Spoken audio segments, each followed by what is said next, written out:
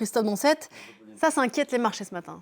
Oui, et on va comprendre, on va revoir cette carte avec un détail en plus que je vous ai mis, puisque depuis le début de la guerre, l'Arabie Saoudite est parvenue à rerouter une grande partie de son pétrole du Golfe vers la mer Rouge, vers le port de Yanbu qu'on voit ici sur la carte. Et on voit cet oléoduc est-ouest qui traverse le pays, un oléoduc qui, d'après Riyad, tourne désormais à pleine capacité, c'est-à-dire 7 millions de barils par jour, ce qui représente un peu plus de 60% des capacités totales de la production saoudienne en ce moment.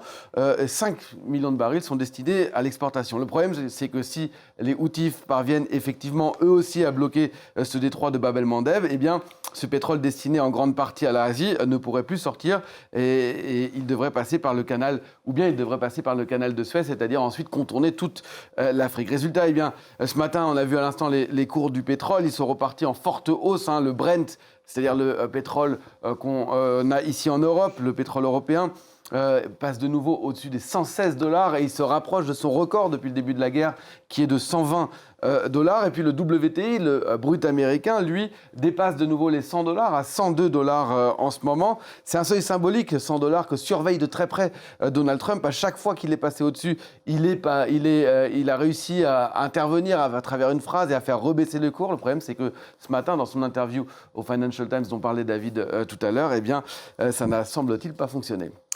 Et qu'est-ce que ça donne sur les marchés européens qui viennent d'ouvrir ? Alors, on sent une forte tension. Ça commençait dans le rouge. Là, on est repassé dans le vert. On est plutôt à l'équilibre pour le CAC 40 et pour le FTSE à Londres. Le DAX à Francfort est en légère baisse. Mais en revanche, en Asie, on a connu ce matin une très forte baisse au Japon et en Corée du Sud, avec deux bourses en particulier qui viennent de clôturer en très forte baisse, près de 3% pour l'une et pour l'autre. C'est-à-dire la bourse de Tokyo et la bourse de Séoul en Corée du Sud, parce que ce sont deux pays, la Corée du Sud et le Japon, qui sont très exposés au pétrole du Golfe et qui redoutent, eux, désormais, vraiment des pénuries. Et c'est dans ce contexte que se tient aujourd'hui, ici en France, à Paris, un G7 au format inédit organisé par le ministre français des Finances, une première depuis un demi-siècle, c'est ça ? Une première depuis un demi-siècle. Alors, le ministre sera, lui, à Paris, mais le G7 en lui-même sera en visio. C'est à 13h, heure de Paris. Un G7 qui réunit pour la première fois ministre des Finances, ministre de l'Énergie et également les patrons des principales banques centrales. Alors, c'est effectivement la première fois que ça arrive dans ce format de groupe des superpuissances mondiales qui avait été fondé en 1975 à Rambouillet, sous la présidence française de Valéry Giscard d'Estaing. À l'époque, déjà, c'était pour faire face à un premier choc pétrolier.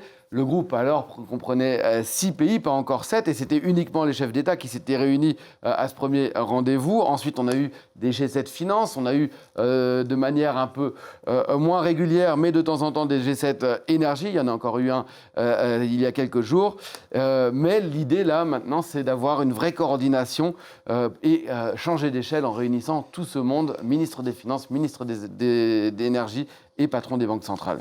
On change d'échelle en espérant trouver une réponse appropriée aux conséquences économiques de la guerre. Oui, parce que cette guerre, elle a un impact, on le voit tous les jours et on le donne tous les jours sur les prix de l'énergie, mais aussi sur l'inflation. On aura des chiffres en Allemagne aujourd'hui, on aura des chiffres pour la France demain, mais aussi sur l'économie mondiale en tant que telle. Et il y a une nécessité de coordonner les réponses à la fois pour contenir les prix de l'énergie, pour avoir du pétrole un peu partout dans le monde, éviter aussi un dérapage de l'inflation, mais sans, et ça c'est un point important, sans remonter trop les taux des banques centrales pour ne pas freiner la croissance. La France, elle cherche aussi à montrer sa crédibilité avec un tel format inédit, elle qui préside le G7 depuis le mois de janvier et qui prépare le grand sommet des chefs d'État qui aura lieu à Évian au mois de juin, avec pour objectif de montrer que ce club des superpuissances est encore capable d'agir et d'avoir une influence. Merci beaucoup Christophe.